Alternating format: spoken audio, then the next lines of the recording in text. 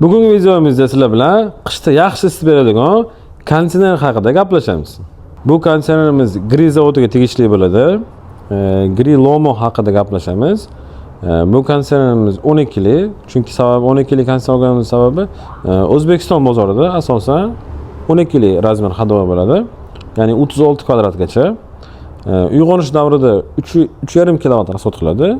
Standart holatda 975 Watt isitish rejimida, 875 Watt sovutish rejimida. Hamda ya'ni misol 1 kW emas, iste'mol qilib sizga 3,5 kW, 3,8 kW, ba'zi 4 kW gacha quvvat issiq beradi. Bunaqa quvvatda konditsionerlar kam, chunki bu konditsionerimiz teploobmennik katta. Ya'ni buni ishlab chiqaruvchi ham teplovoy nasos haqida teplovoy nasos deb gapiradi. Sababi bu IRV texnologiyasi bilan jihozlangan bo'ladi.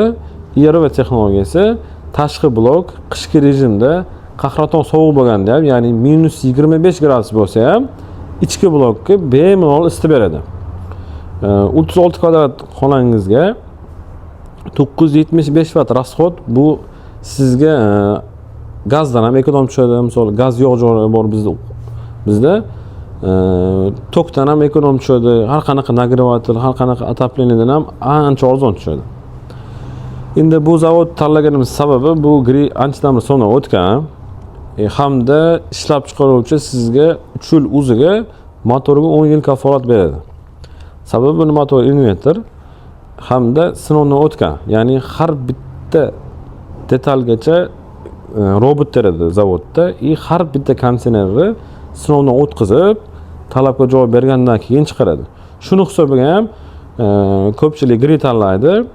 Misol uchun bir marta investitsiya qilasiz va 10 yillab, 15, 20 yillab ishlataman deganlar uchun bu konditsionerni tavsiya qilamiz. Xo'p, bu konditsionerning ichini ochganmiz. Ichki fenni, tashqi bloklarni polniy yechintirib, teploobmenniklar, tashqi blokdagi rezinoviy tenlari, radiatorlari ancha qalin bo'ladi hamda tashqi blokdagi bizda ko'p muammo bo'ladi konditsionerlarda. Radiator 5 yilda, ba'zi birlari 8 yilda o'sha chirish holatiga keladi. Buni usti qoplamasi Bluefin deydi, antikorroziya uchun qoplama bo'ladi. Bu ya'ni yomg'ir yoqqanda sho'rlashib, chirimasligi uchun xizmat qiladi bu sizga.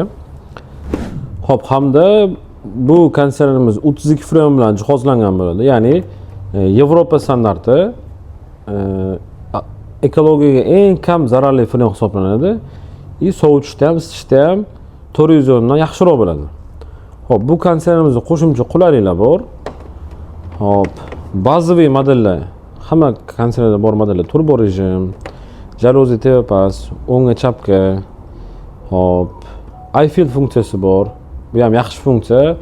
Konditsioner yoqib, iFill knopkasini bosasiz, pultni xonani oxiriga qo'yib qo'ysangiz, pultdagi harorat aniqlab, xonani oxirigacha sovuq to'xtamay beradi. Ya'ni misol konditsioner o'rnatilgan taraf sovuqroq bo'lsa, xonangiz burchagi, ya'ni misol bizda qanaqa o'y dahliz deydi, dahlizga qo'yasiz, xonangiz ichkari qo'yib pultni qo'yib qo'ysangiz, o'sha pultdagi harorat 20 ga kelmaguncha konditsioner sovuq haydaydi.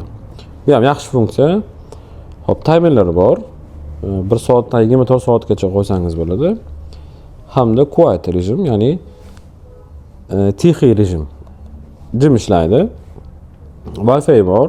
O'zini Gri'ni Play Marketda yoki App Store'dan topib olsangiz bo'ladi. Buning uchun uyingizda ham Wi-Fi bo'lishi kerak. Konditsionerni uzoqdan turib, masofadan turib, telefon orqali boshqarsangiz ham bo'ladi.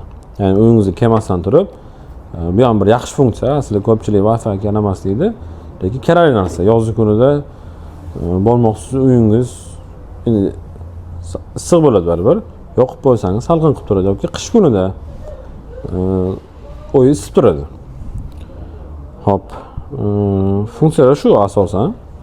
Qo'shimcha ichki blokda ionizator bor. Ya'ni ichki blok trubkasini o'zini o'zi tozalab turadi. Hop, konditsionerni sizlar bilan yechib ko'ramiz. Hop, setkalari bor ikkita, chang yig'uvchi. Bu setkani ham ko'pchilik tozalamaydi. Asli kitob bo'yicha 2 haftada bir marta chang yog'uvchi filtrlarni tozalab turish kerak. Biz O'zbekiston sharoitida obязательно tozalash kerak, sababi chang ko'p biz anaqamiz iqlimimizda. Changli havo, o'shaning hisobiga tez tozalab turing.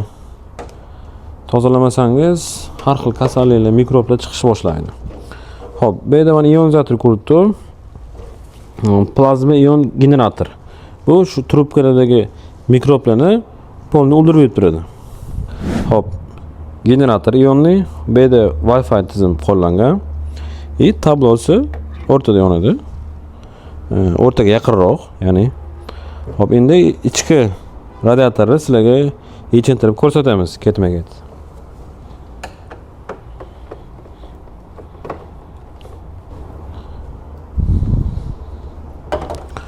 Hop, zborka ham zo'r bo'lgan, va hech qanaqa simlar anaqa ko'rinmagan, chiroyli joylangan. Hop, korpusi ich oldi. Bu yerda qarang. Radiatorlar katta, teplammenlik. Hop, radiatorlar 2 qatorda aylangan. 1, 2, 3, 4, 5, 6, 7, 8 ta. Jami 16 ta bo'ladi. Ba'zi konditsionerlarda qancha narx tushib borsa, shu bitta joylardan propuska qilib qo'yadi, ya'ni zavod qo'ymaydi. Hammasi o'zini joyida.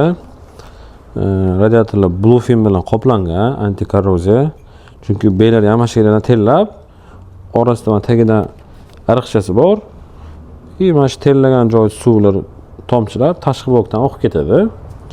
Bu birolar o'zini yuvib ketadi. Ichki fen sof og'irligi 10,5 kg bo'ladi. Bu juda yaxshi ko'rsatkich. Bu yerda ventilyatorlari bor, ventilyator motorlari. Yaxshi motor qo'ygan, ya'ni havo oqim tezligi 12 lik konditsioner odatda 600, 550, 620 bo'ladi. Bu konditsionerimiz 700 kub tezlikda havo oqimini xonangizga keng tarqatib beradi. Shunda har bitta xonangiz burchagida bir xil harorat bo'lishini ta'minlaydi. Zborkaga rahmat bering. Juda yaxshi terilgan. Bu narxga bu sifat bundan ortiq bo'lmaydi. Xo'p, sizlar bilan birgalikda Gri konditsionerni Loma modelini ochib ko'rdik. Bu biz sinovimizdan o'tgan, sizga qo'rqmasdan tavsiya qila olamiz. Qishin yozgi xizmatingizda bo'ladi. Ayni qish mavsumiga bemalol qo'rqmasdan olsangiz bo'ladi. Buni har xil razmerlari bor, 12-18. Bemalol bizga aloqaga chiqing, pastda nomerni qoldiramiz. Xonangiz razmeriga qarab, xonangiz izolyatsiyasiga qarab, konditsioner razmerini tanlab beramiz. Bu konsultatsiyamiz bepul bo'ladi. Bu ma'lumotimiz sizga aniq foydali bo'ldi. Bizni yo'qotib qo'ymaslik uchun kanalimizga podpiska bosib qo'ying va layklar bilan qo'llab turing.